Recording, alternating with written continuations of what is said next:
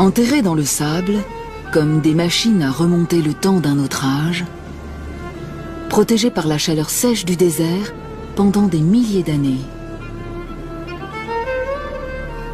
Les tombes de l'antique aristocratie égyptienne vont sortir de l'oubli.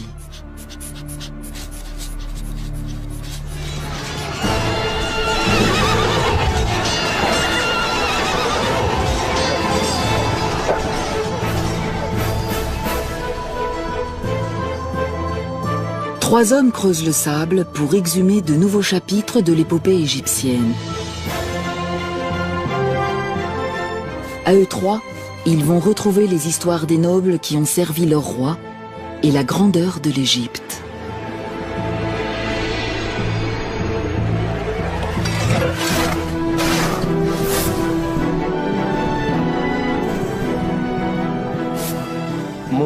Plus on découvre de momies, plus on en apprend sur l'histoire de l'Égypte antique.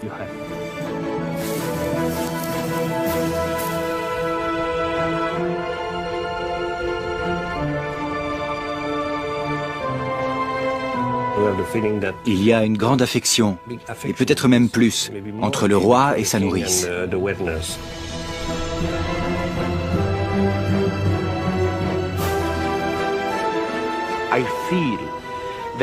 Si je regarde en profondeur dans le sol du pays, j'imagine qu'il y a des tas de tombes remplies d'or qui n'ont encore jamais été fouillées.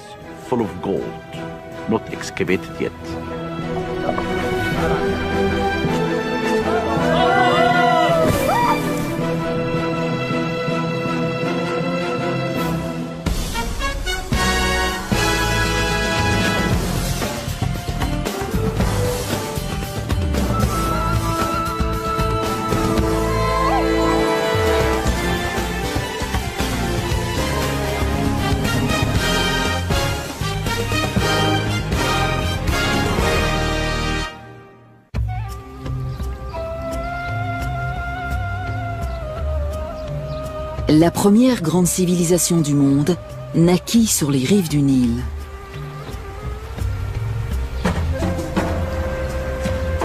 L'Égypte, dans toute sa gloire monumentale. Des vestiges de cette époque sont toujours visibles. Certains sont énormes, admirables, mais le plus souvent, ils sont modestes et à l'abri des regards.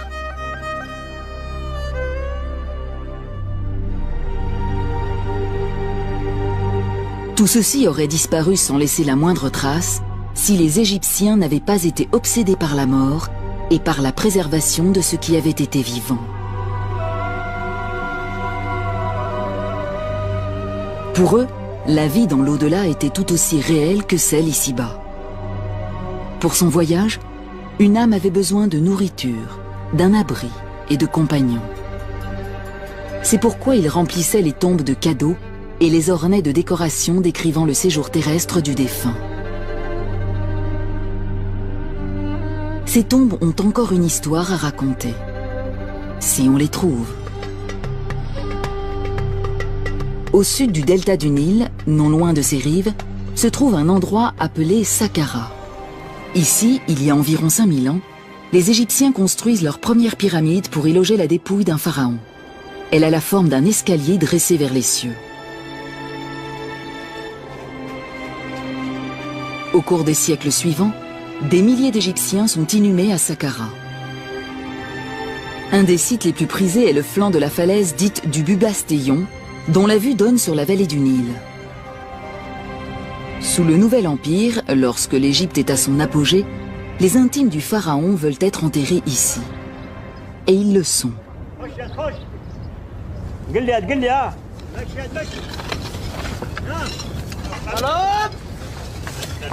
Aujourd'hui, on les exhume.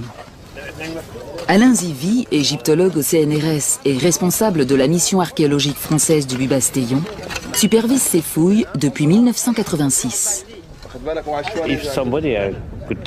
Si quelqu'un m'avait dit, il y a des années, que je passerais plusieurs mois ici, même plusieurs années au total, je ne l'aurais pas cru. Parfois, je me demande ce que je fais à jouer dans le sable, parce que je ne suis plus vraiment un gamin. Mais j'ai compris que je faisais ce dont je rêvais.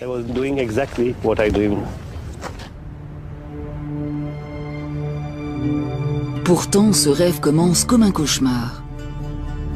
Les premières salles qu'il inspecte forment une nécropole de momies de chats. Des milliers. Ce sont les vestiges d'un culte des animaux en vogue sous les dernières dynasties égyptiennes. On élevait des chats par millions pour les sacrifier.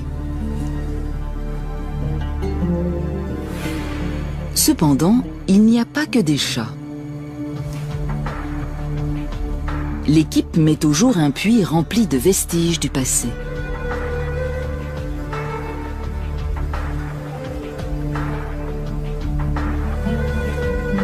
En creusant, les hommes découvrent un premier niveau, puis un autre, et encore un autre.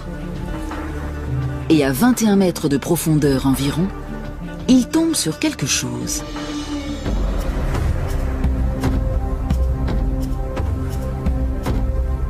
Parmi les gravats, ils trouvent tous les signes montrant qu'après des années de déblaiement, ils sont enfin dans une chambre funéraire.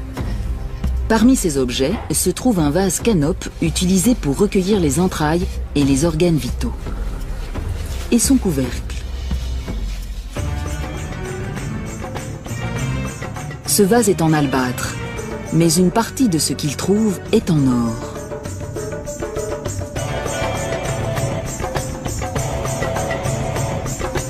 Tous ces trésors et bien d'autres furent enterrés avec la momie d'un officiel de haut rang qui vivait sous le règne du pharaon Akhenaton. Alain Zivie vient de découvrir son premier noble du Nouvel Empire. Il veut dès lors en trouver d'autres. Son équipe se met au travail à l'intérieur même de la falaise.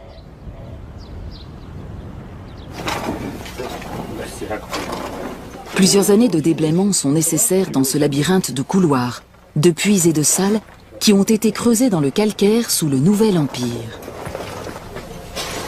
En chemin, l'équipe découvre d'autres tombes abritant de riches et célèbres Égyptiens. Aujourd'hui, elle vient d'en trouver une nouvelle.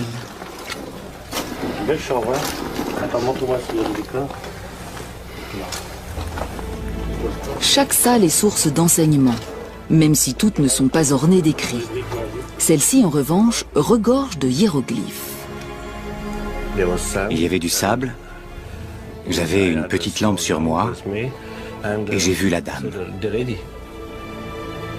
La dame. Son portrait court sur les murs de sa chapelle où amis et parents venaient l'honorer. Mais son corps a dû être inhumé plus en profondeur. En nettoyant les murs, les archéologues découvrent de plus en plus de représentations de la dame. Tout semble démontrer qu'il s'agissait d'une femme influente. Très rapidement, j'ai compris qu'il s'agissait bien de la tombe d'une femme. Cet endroit est immense. C'est vraiment exceptionnel. Elle a donc dû bénéficier de la faveur du roi. De plus, elle avait de nombreux titres intéressants qui montrent qu'elle était très appréciée. J'ai donc cherché son nom et je l'ai trouvé ici. La nourrice royale ayant alimenté le corps du dieu.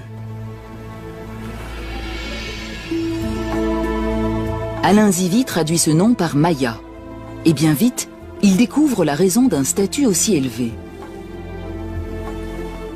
Sur une image, Maya est représentée face à un jeune homme efféminé portant la coiffure d'un pharaon. Voici le dieu qu'elle a nourri au sein. Et ce dieu n'est autre que le pharaon Toutankhamon.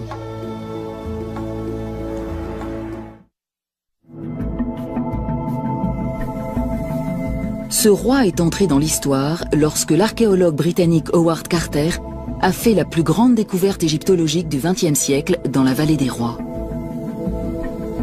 Le 26 novembre 1922, il glisse une chandelle par une porte restée scellée depuis 3000 ans.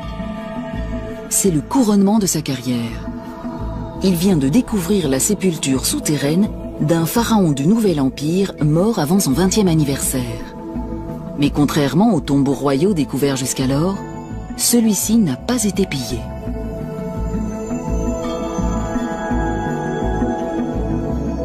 Salle après salle, il découvre des montagnes de trésors qui dépassent l'imagination.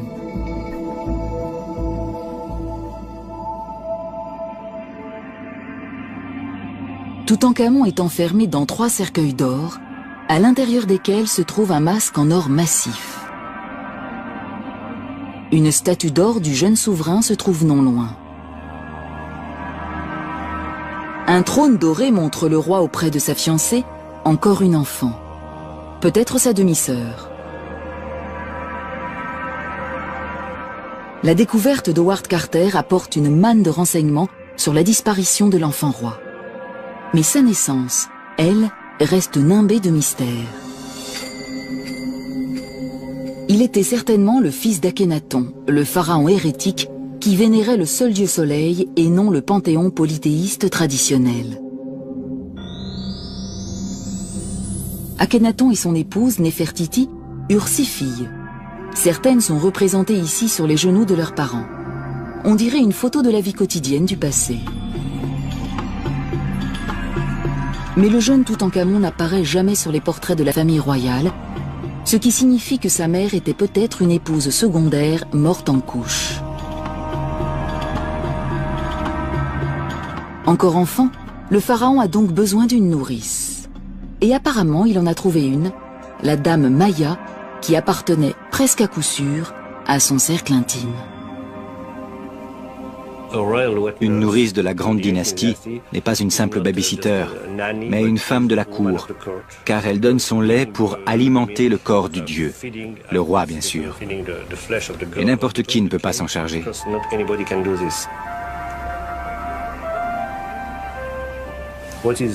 Ce qui est fantastique, c'est ce sentiment d'amour entre ces 2 individus, plus particulièrement de la femme envers le roi. Il y a une grande affection, et peut-être même plus, entre le roi et sa nourrice. Et au vu de la tombe élaborée qu'on a construite pour cette femme, l'enfant roi a dû lui retourner cette affection. S'il y a plus d'Égyptiens de la noblesse enterrés près du Nil que n'importe où ailleurs, les personnes qui servaient le pharaon aux confins de l'Empire ont elles aussi eu besoin de tombeaux, même si elles étaient en poste au milieu du désert.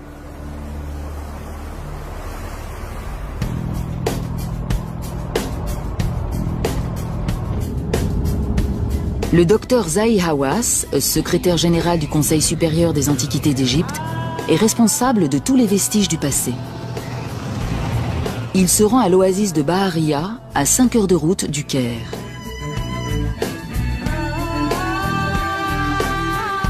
Pendant des milliers d'années, cette oasis a été une île de verdure au milieu d'une mer de sable. Elle n'est guère différente aujourd'hui, à l'exception du village moderne qui a remplacé le centre ancien.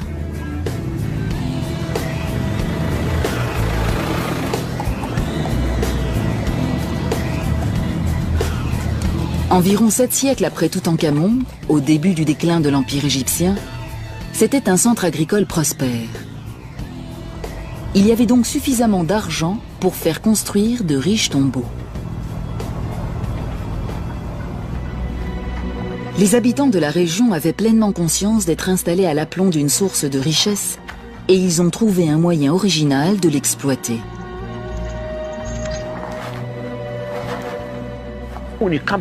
Quand vous arrivez dans un village comme celui-ci, vous entendez des rumeurs. S'il y a une tombe, il y a un trésor, de l'or. Ces bruits passent d'une personne à l'autre, prennent de l'ampleur, et c'est pourquoi les gens veulent construire leur maison au-dessus des trésors des pharaons. Une maison, si elle est construite juste au-dessus d'une tombe, permet à son propriétaire de creuser directement dans sa cave à chaque fois qu'il a besoin de vendre un objet sur un marché noir avide d'antiquité. Cette pratique perdure encore aujourd'hui, et Zahi Hawass veut y mettre un terme. Il a donc fait un choix qui prête à controverse, détruire certains logements.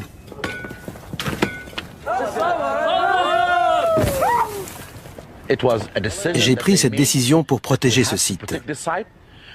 Au même moment, nous avons aussi démoli toute maison qui mettait en danger les monuments. Les gens doivent impérativement avoir à l'esprit que la protection des monuments est ce qu'il y a de plus important. Les fouilles sous le village moderne continuent de mettre au jour des objets remontant au dernier temps de l'histoire égyptienne, au moment où la Grèce prenait son essor. Cette tombe restaurée date de l'an 600 avant Jésus-Christ, soit de la 26e dynastie. À cette époque, l'Égypte n'était plus une superpuissance. L'influence du pharaon avait décliné au profit des autorités locales, surtout dans les avant-postes prospères comme Bahariya.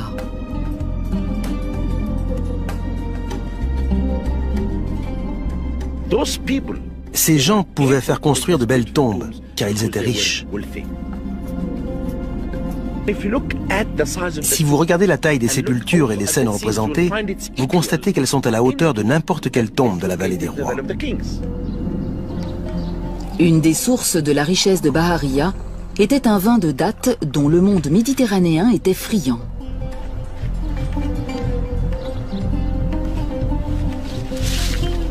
On pouvait gagner de l'argent en ramassant les dattes et en fabriquant le vin, mais encore plus en l'acheminant vers les marchés du Nord-Est.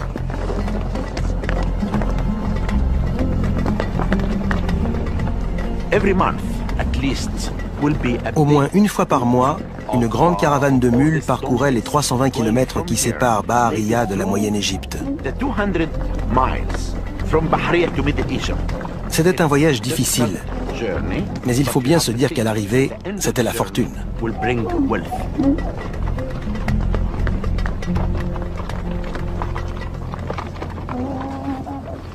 Parmi les gens les plus aisés, on compte le gouverneur de Bahariya, un noble au service du pharaon. Sa tombe a été découverte en 1999. Les inscriptions qui ornent ses murs offrent de nouvelles perspectives quant au rôle que jouait un administrateur de province au moment de la chute de l'Empire.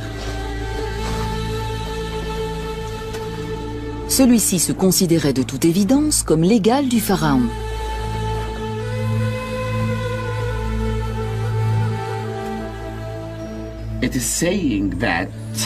Il est dit que c'était un prêtre d'Isis et d'Osiris et qu'il s'appelait Gad Rensu Eyouf Ankh. Il est devant le grand Dieu. On voit ici qu'il deviendra un roi dans l'au-delà, car Osiris tient les instruments du pouvoir. Ensuite, Zahi Hawass se met en quête de la tombe de l'épouse du gouverneur.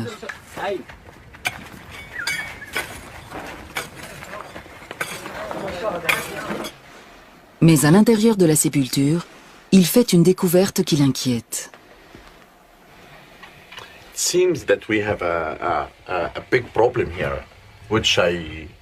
Il semble que nous ayons un gros problème auquel je n'avais pas vraiment songé avant. C'est l'existence de ce trou. Je crois que des pillards, peut-être à la période romaine, sont entrés par cet orifice et qu'ils ont volé la plupart des objets. Nous allons donc peut-être faire chou blanc dans cette salle.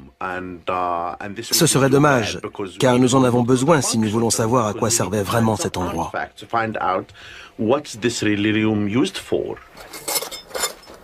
Mais les voleurs ne prennent pas toujours tout quand ils pillent une tombe, surtout si les objets sont apparemment sans valeur.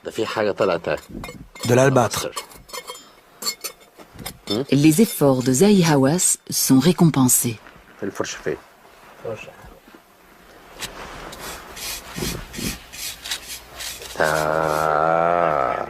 Joli.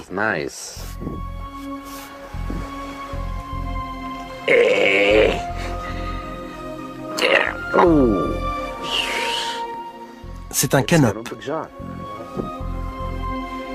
C'est le couvercle d'un vase qu'on enterrait en général avec la momie.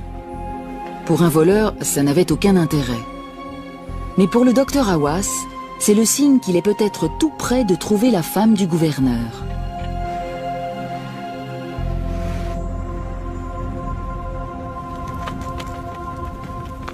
À Saqqara, Alain Zivi cherche toujours sa dame perdue.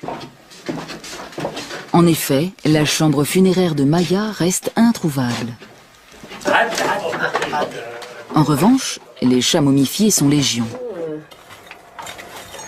La plupart de ces animaux ont été enterrés tardivement dans l'histoire égyptienne, à l'époque où Cléopâtre était reine et où Jules César gouvernait à Rome. Le nouvel empire des grands pharaons n'était alors plus qu'un lointain souvenir. Sous le joug d'un pouvoir étranger, les Égyptiens trouvèrent le réconfort dans des cultes qui exigeaient le sacrifice d'animaux.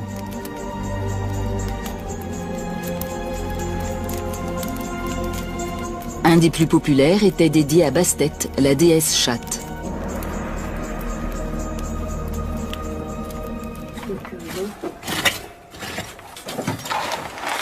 Devant cette profusion, Alain Zivy décide qu'il est temps d'examiner ces momies en détail, mais sans les ouvrir. Cette tâche incombe à un couple d'experts en radiologie, Martine et Roger Lichtenberg.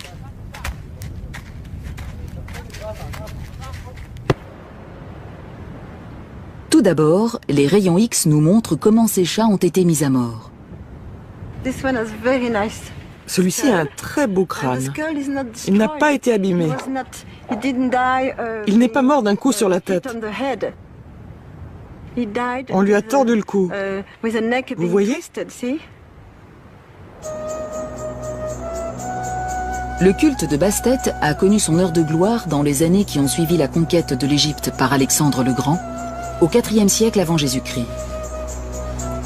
Comme les gens voulaient obtenir la faveur des dieux, les prêtres de Bastet ont mis sur pied un florissant commerce de chats qui servait ensuite d'offrande.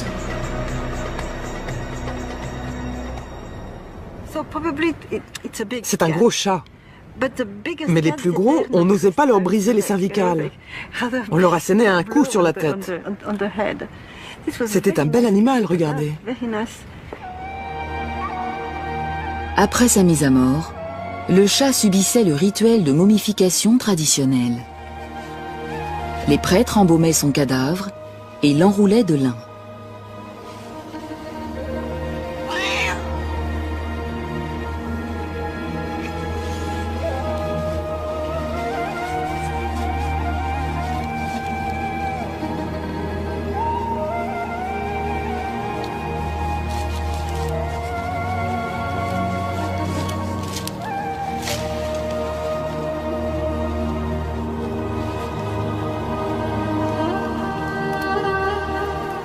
Enfin, la momie était placée dans une des tombes recyclées.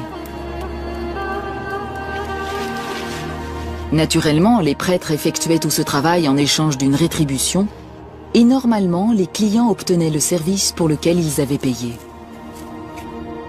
En fonction de ce que vous pouviez débourser, vous aviez une petite ou une grosse momie. Si vous étiez très riche et que vous teniez vraiment à plaire à la déesse, vous achetiez une grande quantité de chats.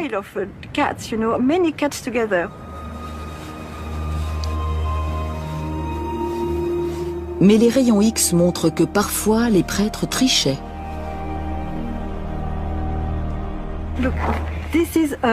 C'est une momie de petite taille, mais surtout elle n'est pas complète. Ils n'ont mis qu'un os à l'intérieur. Le corps n'est pas complet, n'est-ce pas? C'est un tas d'os. Oui. Et un quart des momies que nous avons trouvées sont fausses. Il n'y a rien à l'intérieur des bandes. Ces prêtres étaient-ils des escrocs? Y a-t-il eu une pénurie de chats? Mystère.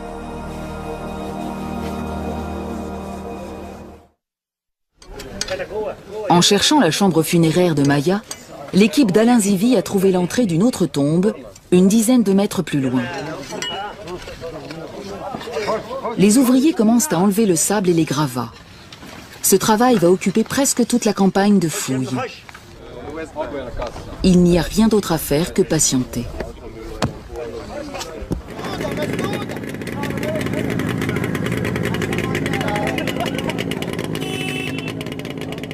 À 320 km à l'ouest, à Bahariya, la recherche de l'épouse du gouverneur arrive à son terme.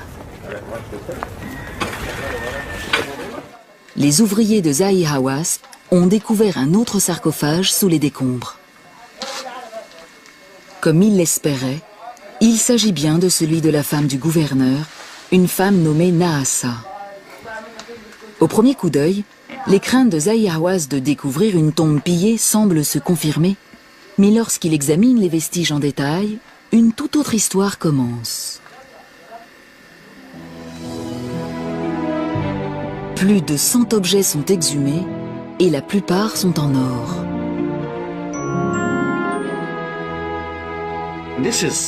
Voici une partie du trésor qu'on a trouvé. Il est superbe.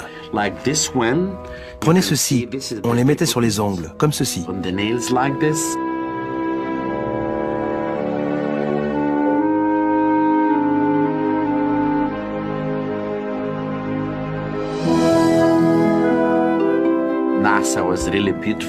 Nahassa était vraiment très belle, et elle voulait parer son corps d'or pour vivre heureuse dans l'au-delà.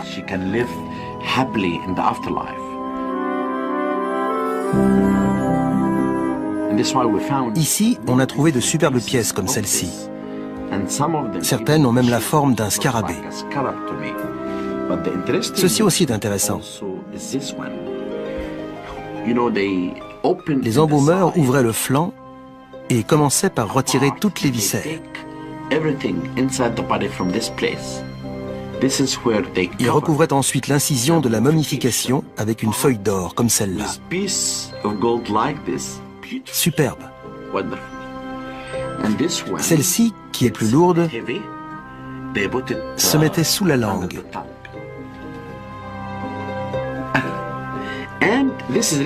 Et celle-ci, c'est ma préférée. Je l'adore. Regardez. Elle a mis le nom du roi sur son cœur parce qu'il est le protecteur de l'Égypte.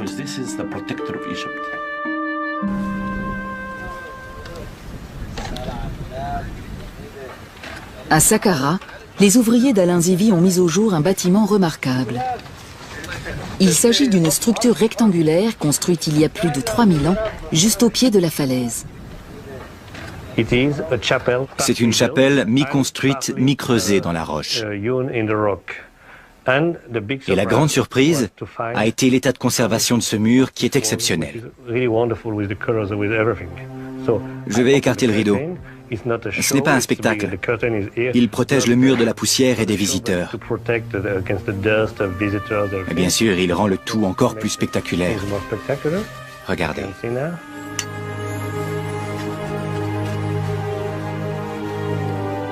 Pardon? Une grande partie de la chapelle est ainsi. C'est merveilleux.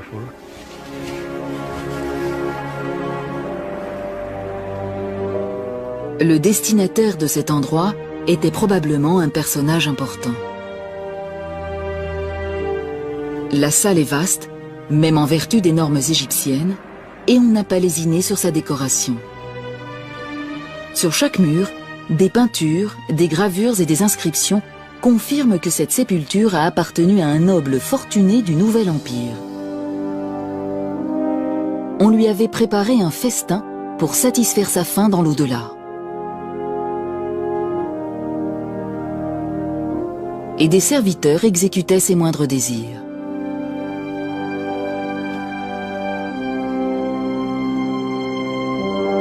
Pour Alain Zivi, le premier impératif est de trouver le nom de celui pour lequel on a construit cette tombe. C'est une obsession quand on entre dans une tombe. Où est le nom? Ici. 2 faucons au-dessus d'un étendard et ce signe. C'est...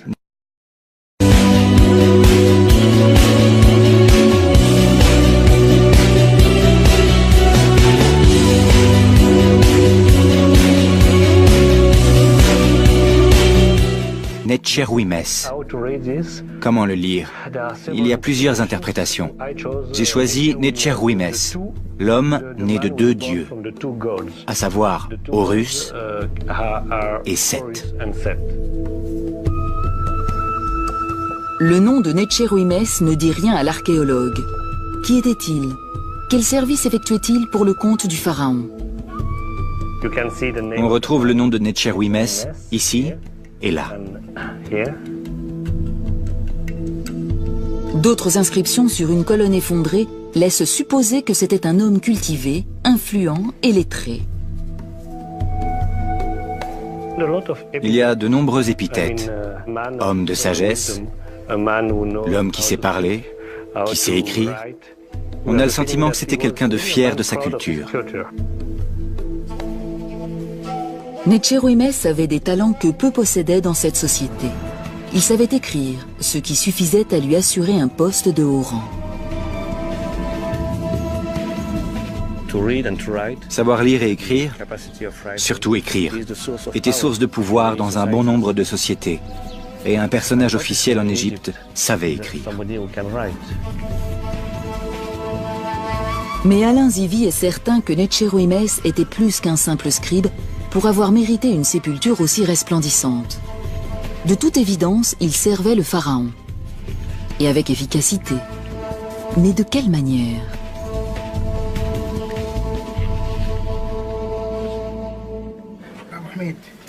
Pendant que le Français planche sur cette question, les fouilles continuent à l'autre bout de la chambre.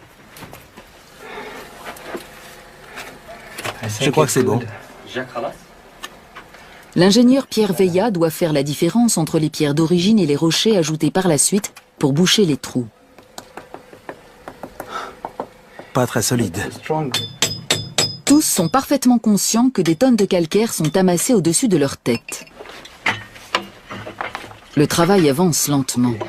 Chaque rocher doit être retiré à la main.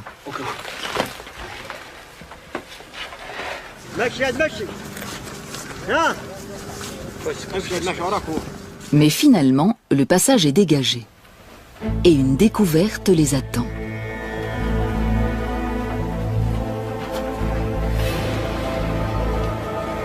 Il s'agit d'une statuette du pharaon que Necheruimès a servi, un roi qui a laissé son empreinte sur l'histoire de l'Égypte. Ramsès II. Il dirige l'Égypte pendant plus de 60 ans, donne naissance à près d'une centaine d'enfants et préside aux plus grands travaux de l'histoire de son empire, entre autres à Luxor et à Abou Simbel.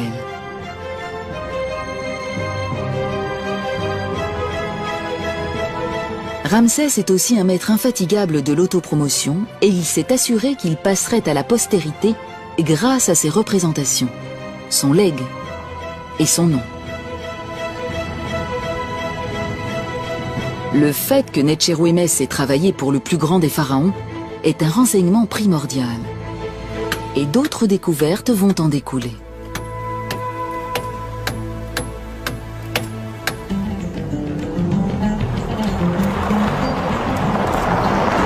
Dans les faubourgs de l'oasis de Bahariya se trouve un cimetière gréco-romain découvert en 1996 par Zahi Hawass et son équipe.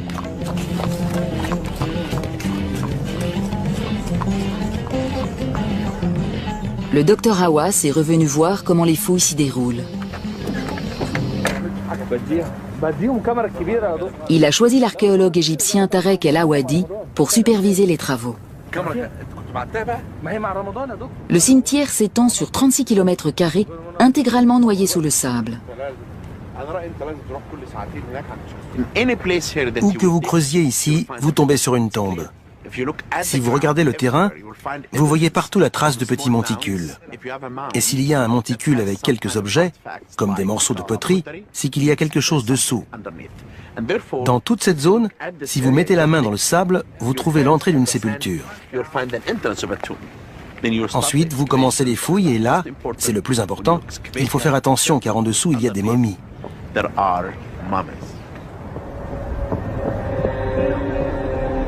Ce cimetière a été découvert par hasard. Une mule a mis le sabot dans un trou qui n'était autre qu'une tombe. À l'intérieur repose un grand nombre de momies. La plupart sont dorées et dans un état de conservation remarquable.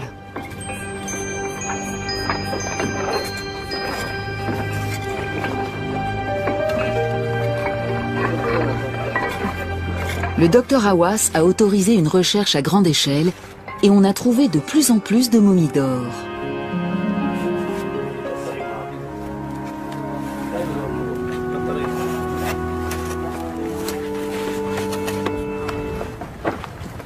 Tarek El Awadi a fait plusieurs découvertes et Zahi Hawass a hâte d'y jeter un œil.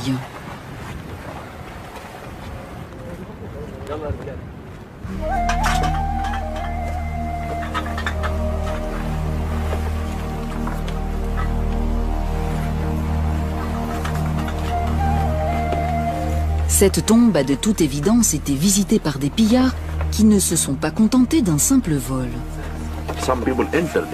Des individus sont entrés et ont coupé les têtes de toutes les momies. C'est très étrange. Vous pouvez constater que toutes ces momies ont été décapitées. Regardez cet enfant. Il n'a plus de tête. Derrière moi, la tête a été tranchée. Sur celle-ci aussi. Ça doit dater de l'Antiquité ou de l'époque moderne. Quelqu'un cherchait quelque chose à l'intérieur des momies.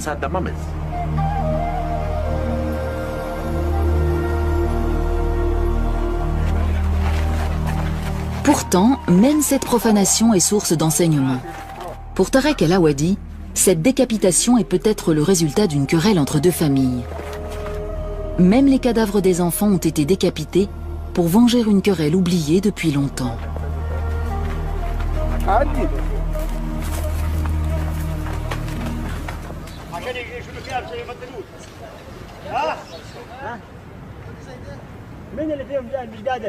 À Saqqara, les rochers ne cessent de sortir de la tombe et l'équipe d'Alain Zivi fait une nouvelle découverte.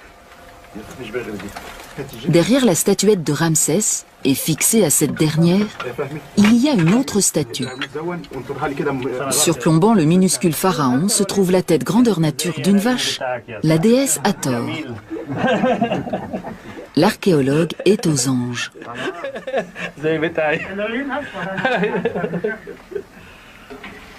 Il m'a demandé si les yeux de la vache sont verts ou bleus. Je lui ai répondu qu'ils sont comme les vôtres. Superbe.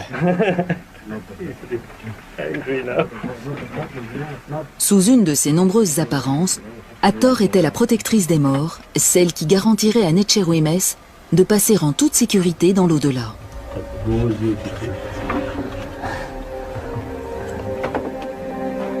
Sa présence ici confirme l'hypothèse d'Alain Zivi, selon laquelle le mystérieux Netchérouémès a joué un rôle politique d'importance lors du règne du grand pharaon. Il a été récompensé par une inhumation somptueuse sous la garde bienveillante d'Hathor et de Ramsès. Mais l'archéologue ignore toujours ce que Netchérouémès a fait pour la mériter.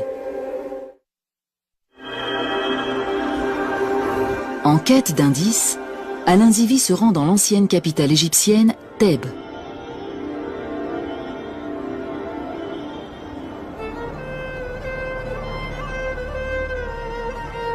Aujourd'hui, elle s'appelle Luxor et regorge de monuments construits à la grandeur de Ramsès. Il est donc possible que Netchérouémès soit mentionné quelque part.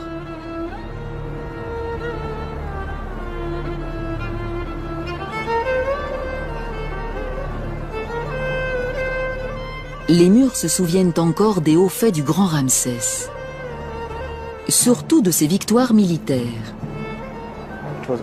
Il s'agit toujours de batailles, de guerres, de combats. C'est l'histoire de l'humanité. Chaque guerre nécessite un ennemi. Et quand Ramsès devient pharaon, le plus grand adversaire de l'Égypte, c'est l'empire hittite. Le jeune souverain décide d'affronter les Hittites sur leur propre terrain.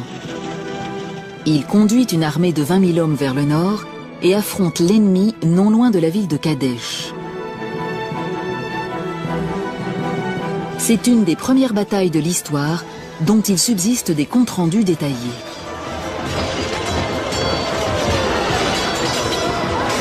Les Hittites attirent les Égyptiens dans une embuscade.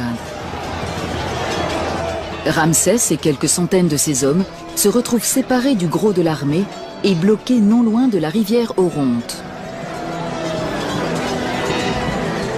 La position est intenable, mais une division d'infanterie de réserve de l'armée égyptienne lance une contre-attaque qui repousse l'ennemi sur la rivière et sauve le pharaon.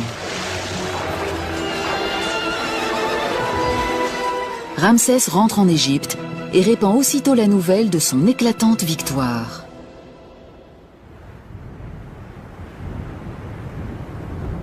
Les murs des temples de Luxor portent encore les gravures montrant les actions héroïques du pharaon ce jour-là. Il y a également une copie du traité de paix qui allait mettre fin au conflit près de 16 ans plus tard. Or, Alain Zivie espère que ce document va apporter quelques lumières sur l'identité de Necherwimès.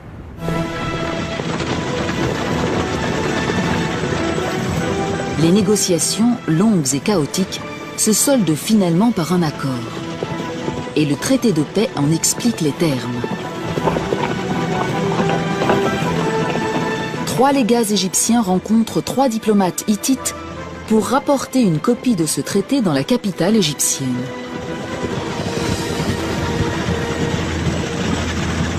Il promet que l'amitié remplacera l'hostilité et chaque camp jure de ne pas attaquer l'autre en premier.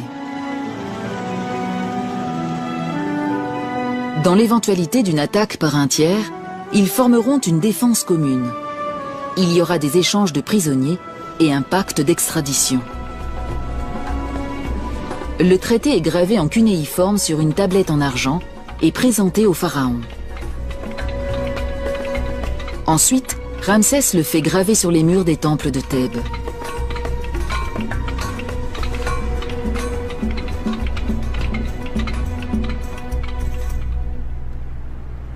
Alain Zivie essaye de déchiffrer le nom de l'homme qui dirigeait l'équipe de négociation et qui a rapporté le traité au pharaon. Bingo! Je vois le mot « envoyés royaux ». Et après, peut-être une tête de faucon. Ça pourrait être une partie du nom de Necherwimès.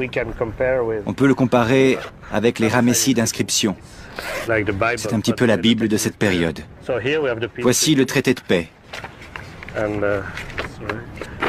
Ça pourrait bien être le nom de Necherwimès. 2 faucons au-dessus d'un étendard. Necherwimès, l'homme qui a conclu la paix entre les 2 grands empires et qui en a été récompensé avec largesse dans l'au-delà. C'est un personnage historique. Pour moi, c'est fantastique. Peut-être aussi important que la statue de la vache Hathor. Ça n'est pas seulement un chef-d'œuvre exceptionnel, pas seulement une belle sépulture. C'est l'histoire. Le mystère de l'identité du propriétaire de la tombe est enfin élucidé. Quant au dégagement d'Hathor de sa prison de pierre, il continue.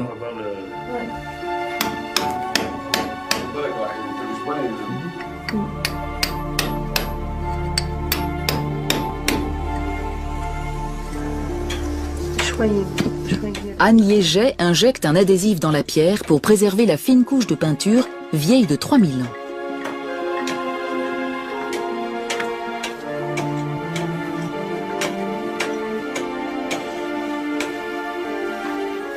Et enfin, un jour, Hathor est libéré. Pour Alain Zivie, cette campagne de fouilles est terminée. Une nouvelle tombe a été découverte et a retrouvé sa splendeur d'antan. Un autre sujet du roi a été identifié grâce au cadeau qu'il a emmené dans l'au-delà.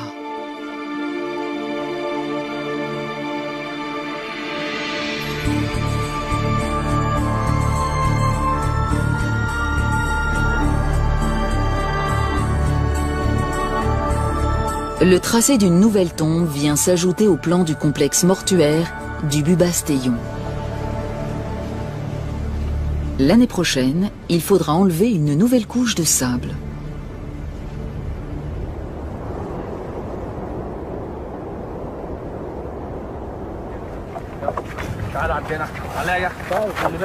À Barahia, Tarek El Awadi a découvert une autre tombe. Zahi Hawass est là pour l'inspecter.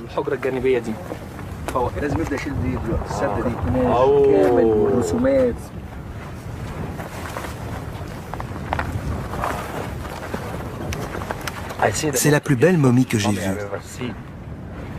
Le masque la rend complètement réaliste. On dirait la momie d'une femme. Ses yeux nous regardent comme si elle était en vie. as if she's alive.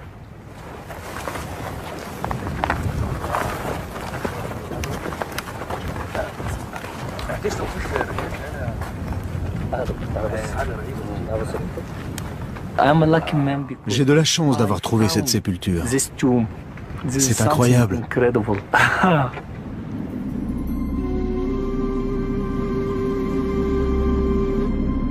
Chacune de ces momies a été enterrée à la fin de l'histoire de l'Égypte antique, environ 1500 ans après l'apogée de Ramsès. Cette civilisation qui avait duré 3000 ans était presque arrivée à son déclin. Mais même si la culture qui avait uni cette terre et ce peuple s'estompait, l'obsession de la mort et de l'au-delà chez les Égyptiens était toujours aussi forte.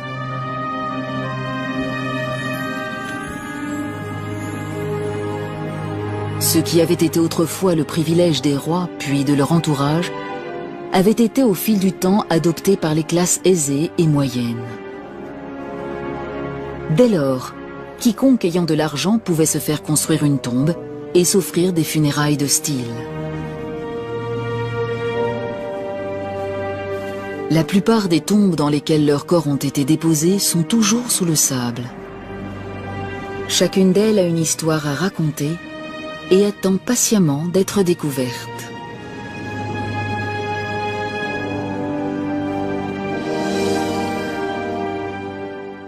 La première grande civilisation du monde naquit sur les rives du Nil.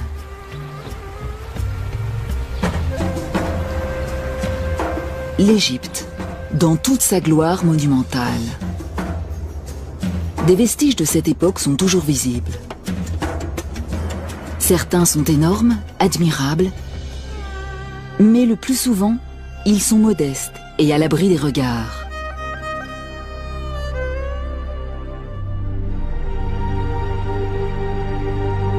Tout ceci aurait disparu sans laisser la moindre trace si les Égyptiens n'avaient pas été obsédés par la mort et par la préservation de ce qui avait été vivant. Pour eux, la vie dans l'au-delà était tout aussi réelle que celle ici-bas. Pour son voyage, une âme avait besoin de nourriture, d'un abri et de compagnons. C'est pourquoi ils remplissaient les tombes de cadeaux et les ornaient de décorations décrivant le séjour terrestre du défunt. Ces tombes ont encore une histoire à raconter, si on les trouve. Au sud du delta du Nil, non loin de ses rives, se trouve un endroit appelé Saqqara. Ici, il y a environ 5000 ans, les Égyptiens construisent leur première pyramide pour y loger la dépouille d'un pharaon. Elle a la forme d'un escalier dressé vers les cieux. Au cours des siècles suivants, des milliers d'Égyptiens sont inhumés à Saqqara. Un des sites les plus prisés est le flanc de la falaise dite du Bubastéon, dont la vue donne sur la vallée du Nil. Sous le Nouvel Empire, lorsque l'Égypte est à son apogée, les intimes du pharaon veulent être enterrés ici. Et ils le sont.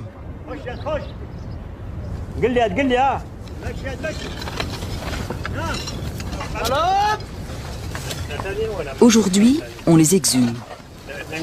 Alain Zivy, égyptologue au CNRS et responsable de la mission archéologique française du Bubastéon, supervise ces fouilles depuis 1986. Si quelqu'un m'avait dit, il y a des années, que je passerais plusieurs mois ici, même plusieurs années au total, je ne l'aurais pas cru. Parfois, je me demande ce que je fais à jouer dans le sable, parce que je ne suis plus vraiment un gamin. Mais j'ai compris que je faisais ce dont je rêvais.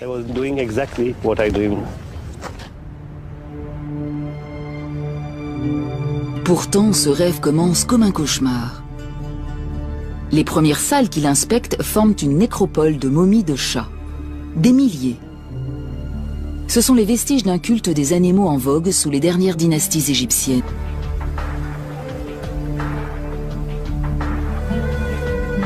En creusant, les hommes découvrent un premier niveau, puis un autre, et encore un autre.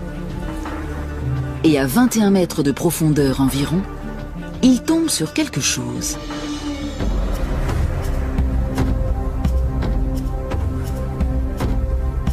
Parmi les gravats, ils trouvent tous les signes montrant qu'après des années de déblaiement, ils sont enfin dans une chambre funéraire. Parmi ces objets se trouve un vase canope utilisé pour recueillir les entrailles et les organes vitaux. Et son couvercle. Ce vase est en albâtre, mais une partie de ce qu'il trouve est en or.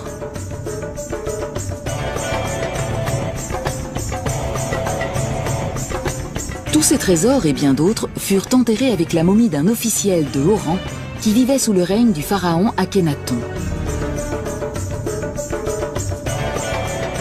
Alain Zivie vient de découvrir son premier noble du Nouvel Empire. Il veut dès lors en trouver d'autres. Son équipe se met au travail à l'intérieur même de la falaise.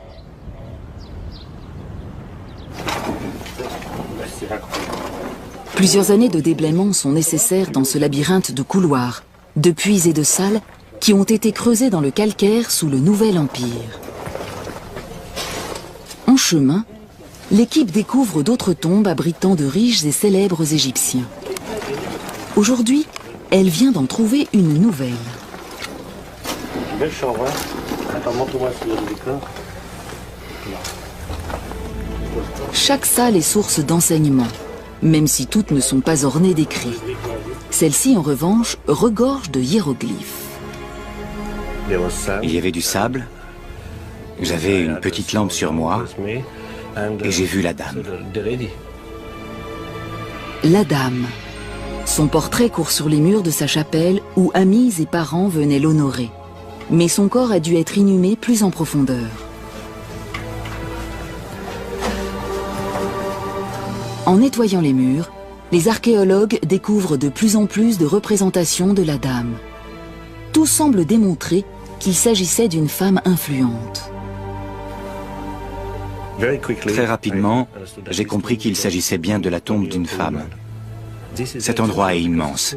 C'est vraiment exceptionnel. Elle a donc dû bénéficier de la faveur du roi. De plus, elle avait de nombreux titres intéressants qui montrent qu'elle était très appréciée. J'ai donc cherché son nom et je l'ai trouvé ici.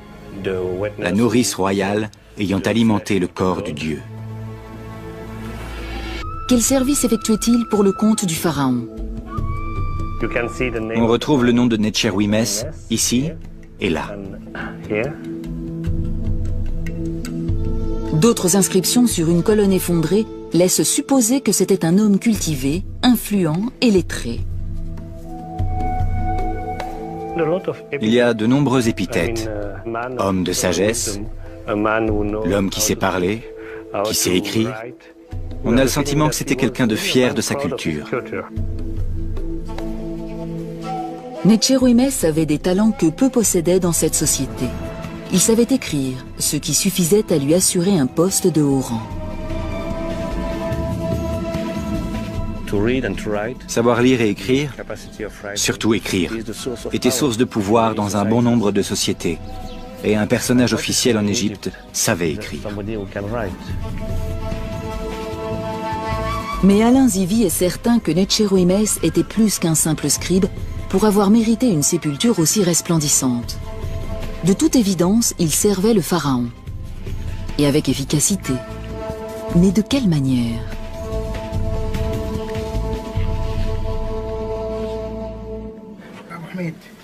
Pendant que le Français planche sur cette question, les fouilles continuent à l'autre bout de la chambre. Je crois que c'est bon.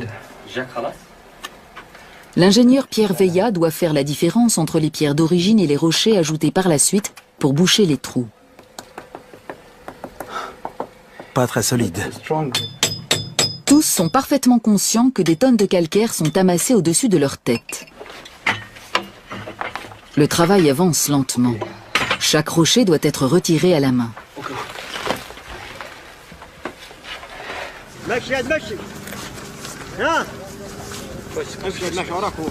Mais finalement, le passage est dégagé. Et une découverte les attend.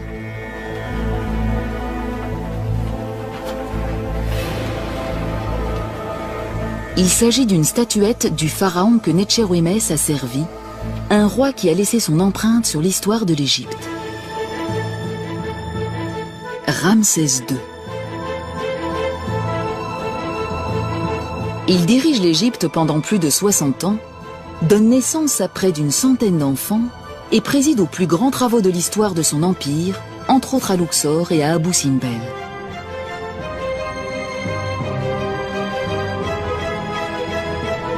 Ramsès est aussi un maître infatigable de l'autopromotion et il s'est assuré qu'il passerait à la postérité grâce à ses représentations, son legs et son nom.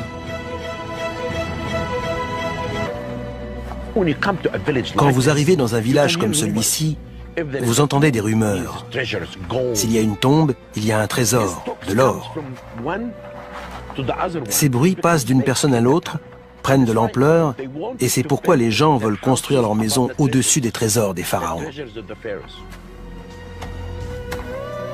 Une maison, si elle est construite juste au-dessus d'une tombe, permet à son propriétaire de creuser directement dans sa cave à chaque fois qu'il a besoin de vendre un objet sur un marché noir avide d'antiquités. Cette pratique perdure encore aujourd'hui. Et Zahi Hawass veut y mettre un terme. Il a donc fait un choix qui prête à controverse, détruire certains logements.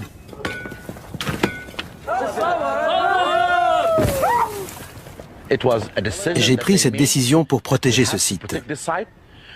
Au même moment, nous avons aussi démoli toute maison qui mettait en danger les monuments. Les gens doivent impérativement avoir à l'esprit que la protection des monuments est ce qu'il y a de plus important. Les fouilles sous le village moderne continuent de mettre au jour des objets remontant au dernier temps de l'histoire égyptienne, au moment où la Grèce prenait son essor. Cette tombe restaurée date de l'an 600 avant Jésus-Christ, soit de la 26e dynastie. À cette époque, l'Égypte n'était plus une superpuissance. L'influence du pharaon avait décliné au profit des autorités locales, surtout dans les avant-postes prospères comme Bahariya.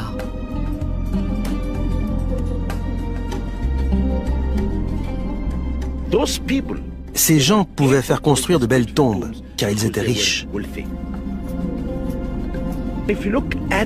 Si vous regardez la taille des sépultures et les scènes représentées, vous constatez qu'elles sont à la hauteur de n'importe quelle tombe de la vallée des rois. Une des sources de la richesse de Bahariya était un vin de date dont le monde méditerranéen était friand.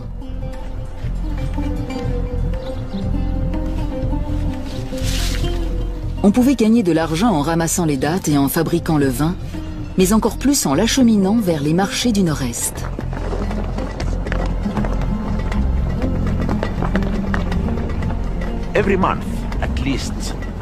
Au moins une fois par mois, une grande caravane de mules parcourait les 320 km qui séparent Bahariya de la moyenne Égypte. C'était un voyage difficile, mais il faut bien se dire qu'à l'arrivée, c'était la fortune.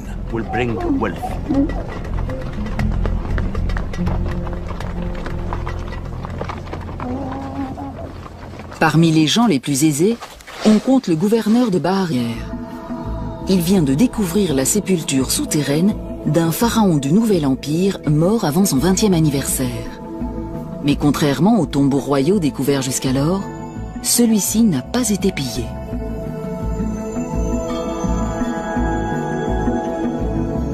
Salle après salle, il découvre des montagnes de trésors qui dépassent l'imagination.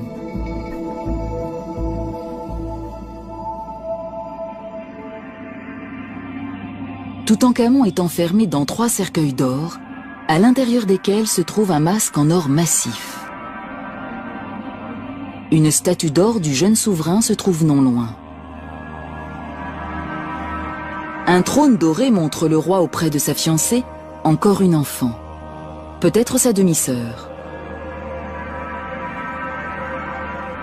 La découverte d'Howard Carter apporte une manne de renseignements sur la disparition de l'enfant roi.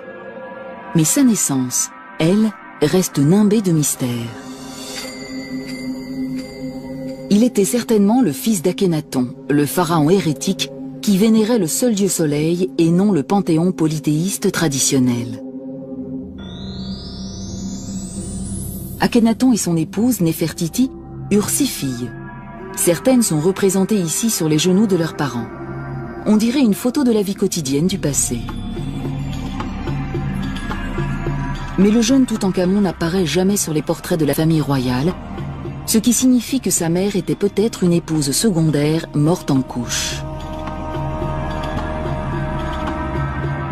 Encore enfant, le pharaon a donc besoin d'une nourrice. Et apparemment, il en a trouvé une, la dame Maya, qui appartenait presque à coup sûr à son cercle intime. Une nourrice de la grande dynastie n'est pas une simple babysitter, mais une femme de la cour, car elle donne son lait pour alimenter le corps du dieu, le roi bien sûr. Et n'importe qui ne peut pas s'en charger.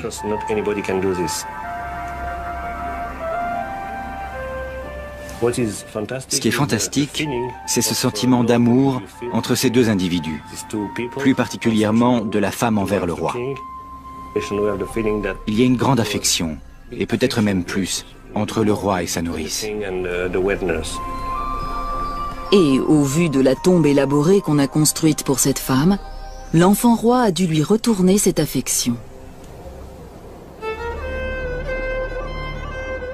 S'il y a plus d'Égyptiens de la noblesse enterrés près du Nil que n'importe où ailleurs, les personnes qui servaient le pharaon aux confins de l'Empire ont elles aussi eu besoin de tombeaux, même si elles étaient en poste au milieu du désert.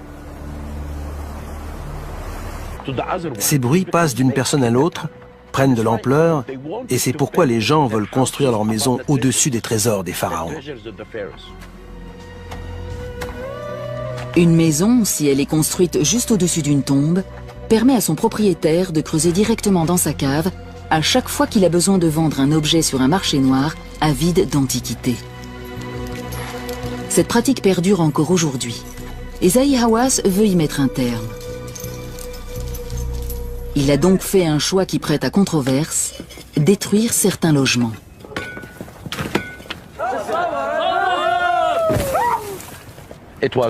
J'ai pris cette décision pour protéger ce site. Au même moment, nous avons aussi démoli toute maison qui mettait en danger les monuments. Les gens doivent impérativement avoir à l'esprit que la protection des monuments est ce qu'il y a de plus important. Les fouilles sous le village moderne continuent de mettre au jour des objets remontant au dernier temps de l'histoire égyptienne, au moment où la Grèce prenait son essor. Cette tombe restaurée date de l'an 600 avant Jésus-Christ, soit de la 26e dynastie. À cette époque, l'Égypte n'était plus une superpuissance. L'influence du pharaon avait décliné au profit des autorités locales, surtout dans les avant-postes prospères comme Bahariya.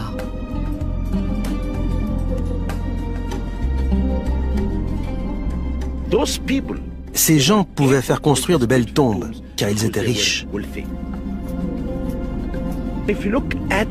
Si vous regardez la taille des sépultures et les scènes représentées, vous constatez qu'elles sont à la hauteur de n'importe quelle tombe de la vallée des rois. Une des sources de la richesse de Bahariya était un vin de date dont le monde méditerranéen était friand.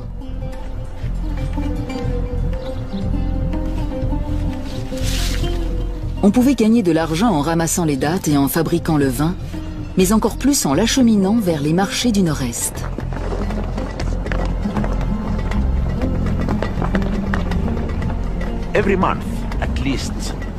Au moins une fois par mois, une grande caravane de mules parcourait les 320 km qui séparent Bahariya de la Moyenne-Égypte. C'était un voyage difficile, mais il faut bien se dire qu'à l'arrivée, c'était la fortune.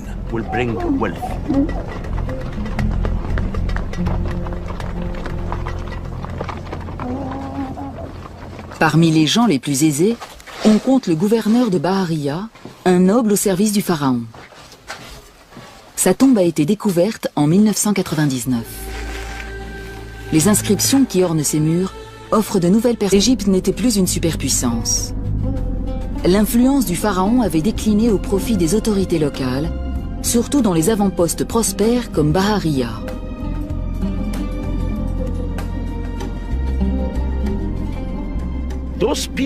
Ces gens pouvaient faire construire de belles tombes, car ils étaient riches.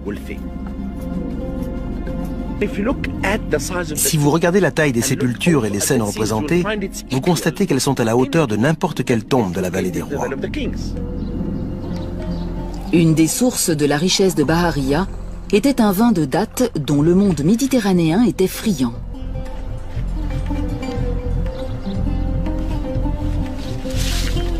On pouvait gagner de l'argent en ramassant les dattes et en fabriquant le vin, mais encore plus en l'acheminant vers les marchés du Nord-Est.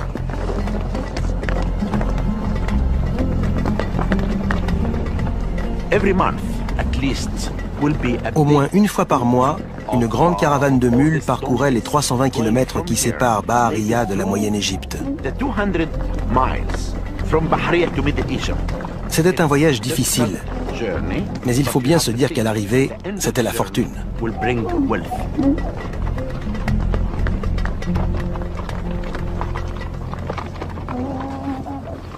Parmi les gens les plus aisés, on compte le gouverneur de Baharia, un noble au service du pharaon. Sa tombe a été découverte en 1999. Les inscriptions qui ornent ses murs offrent de nouvelles perspectives quant au rôle que jouait un administrateur de province au moment de la chute de l'Empire. Celui-ci se considérait de toute évidence comme l'égal du pharaon.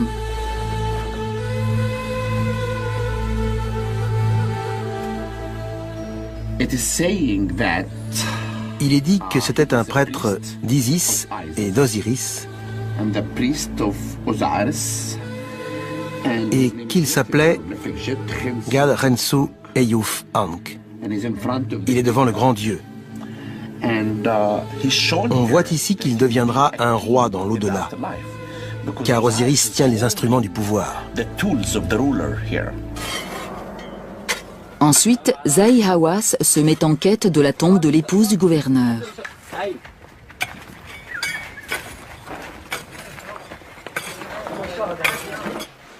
Mais à l'intérieur de la sépulture, il fait une découverte qui l'inquiète.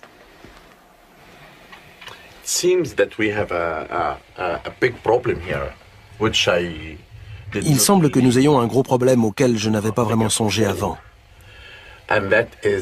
C'est l'existence de ce trou. Je crois que des pillards... Certains sont énormes, admirables, mais le plus souvent, ils sont modestes et à l'abri des regards.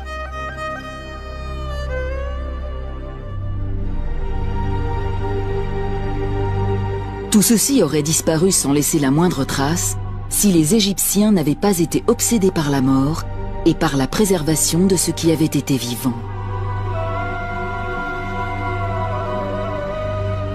Pour eux, la vie dans l'au-delà était tout aussi réelle que celle ici-bas.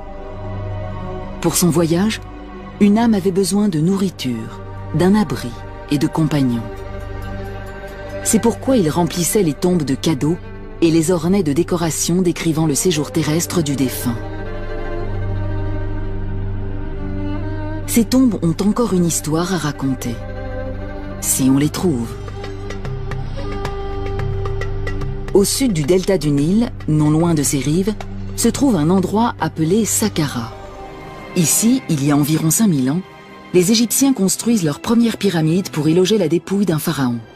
Elle a la forme d'un escalier dressé vers les cieux. Au cours des siècles suivants, des milliers d'Égyptiens sont inhumés à Saqqara. Un des sites les plus prisés est le flanc de la falaise dite du Bubastéon, dont la vue donne sur la vallée du Nil. Sous le Nouvel Empire, lorsque l'Égypte est à son apogée, les intimes du pharaon veulent être enterrés ici. Et ils le sont.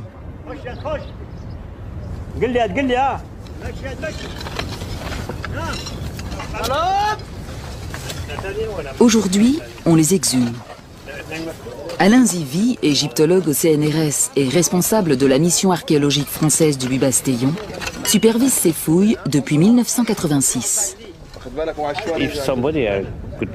Si quelqu'un m'avait dit, il y a des années, que je passerais plusieurs mois ici, même plusieurs années au total, je ne l'aurais pas cru. Parfois, je me demande ce que je fais à jouer dans le sable, parce que je ne suis plus vraiment un gamin. Mais j'ai compris que je faisais ce dont je rêvais.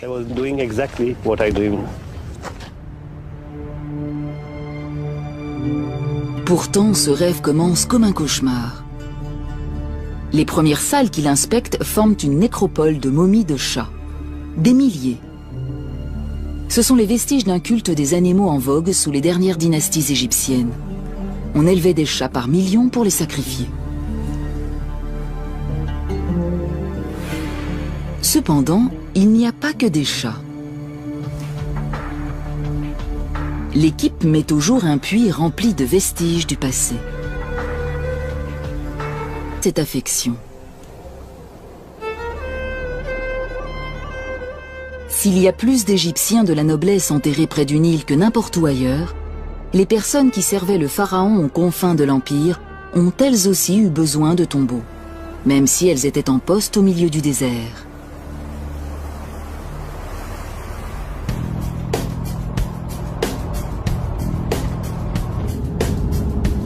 Le docteur Zahi Hawass, secrétaire général du Conseil supérieur des antiquités d'Égypte, est responsable de tous les vestiges du passé. Il se rend à l'oasis de Baharia, à 5 heures de route du Caire.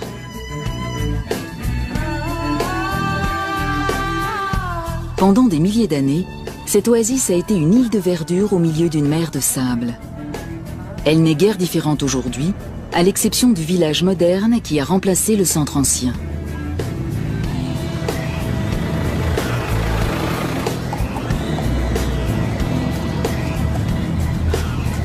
Environ 7 siècles après Toutankhamon, au début du déclin de l'Empire égyptien, c'était un centre agricole prospère. Il y avait donc suffisamment d'argent pour faire construire de riches tombeaux. Les habitants de la région avaient pleinement conscience d'être installés à l'aplomb d'une source de richesse et ils ont trouvé un moyen original de l'exploiter.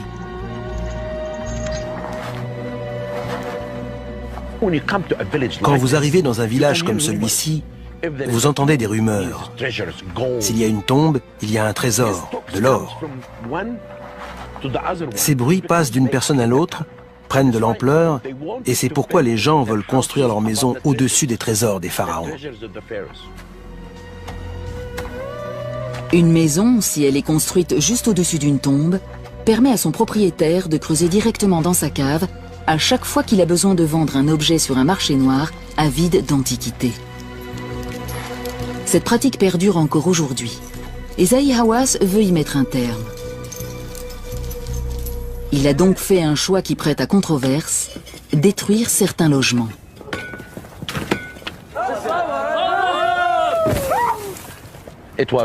J'ai pris cette décision pour protéger ce site. Au même moment, nous avons aussi démoli toute maison qui mettait en danger les monuments. Les gens doivent impérativement avoir à l'esprit que la protection des monuments est ce qu'il y a de plus important.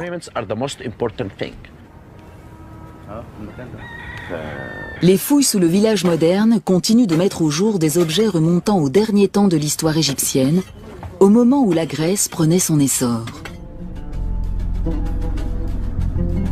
Cette tombe restaurée date de l'an 600 avant Jésus-Christ, amassée au-dessus de leur tête. Le travail avance lentement. Chaque rocher doit être retiré à la main.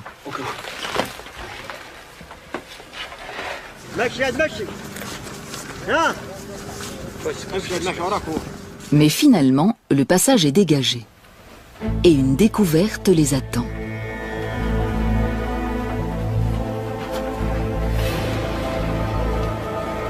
Il s'agit d'une statuette du pharaon que Netchérouimès a servi, un roi qui a laissé son empreinte sur l'histoire de l'Égypte. Ramsès II. Il dirige l'Égypte pendant plus de 60 ans, donne naissance à près d'une centaine d'enfants et préside aux plus grands travaux de l'histoire de son empire, entre autres à Luxor et à Abou Simbel.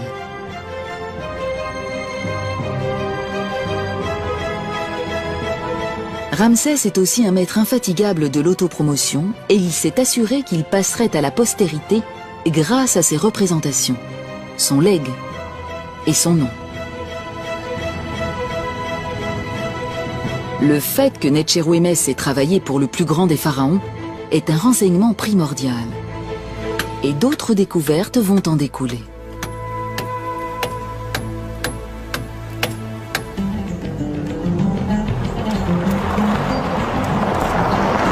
Dans les faubourgs de l'oasis de Bahariya se trouve un cimetière gréco-romain découvert en 1996 par Zahi Hawass et son équipe.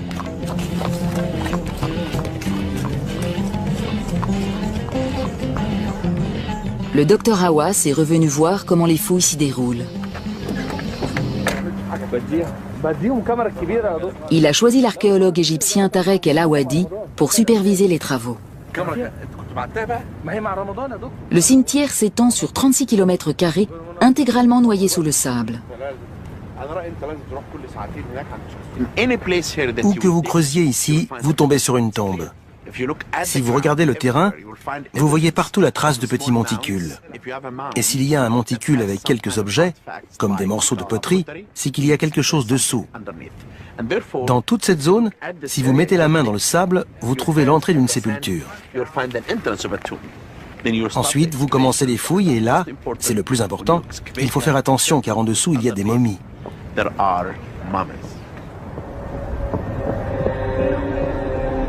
Ce cimetière a été découvert par hasard. Une mule a mis le sabot dans un trou qui n'était autre qu'une tombe. À l'intérieur repose un grand nombre de momies. La plupart sont dorées et dans un état de conservation. Plus on en apprend sur l'histoire de l'Égypte antique.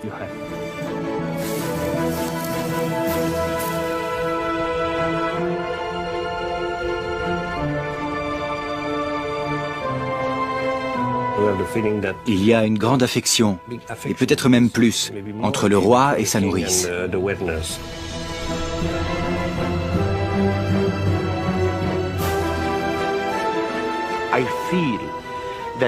Si je regarde en profondeur dans le sol du pays, j'imagine qu'il y a des tas de tombes remplies d'or qui n'ont encore jamais été fouillées.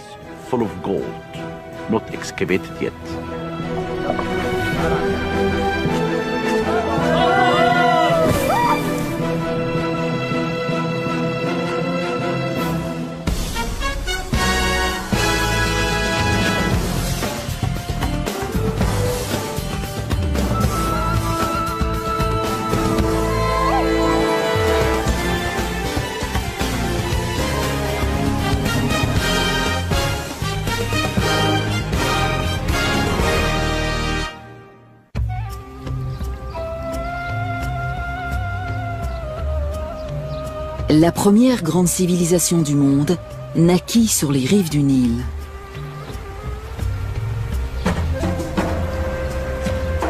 L'Égypte, dans toute sa gloire monumentale.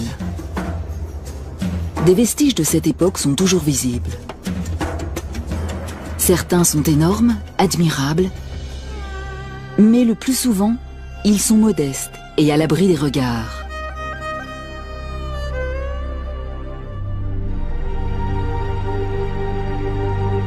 Tout ceci aurait disparu sans laisser la moindre trace si les Égyptiens n'avaient pas été obsédés par la mort et par la préservation de ce qui avait été vivant. Pour eux, la vie dans l'au-delà était tout aussi réelle que celle ici-bas. Pour son voyage, une âme avait besoin de nourriture, d'un abri et de compagnons. C'est pourquoi ils remplissaient les tombes de cadeaux et les ornaient de décorations décrivant le séjour terrestre du défunt. Ces tombes ont encore une histoire à raconter, si on les trouve. Au sud du delta du Nil, non loin de ses rives, se trouve un endroit appelé Saqqara. Ici, il y a environ 5000 ans, les Égyptiens construisent leur première pyramide pour y loger la dépouille d'un pharaon. Elle a la forme d'un escalier dressé vers les cieux. Au cours des siècles suivants, des milliers d'Égyptiens sont inhumés à Saqqara. Un des sites les plus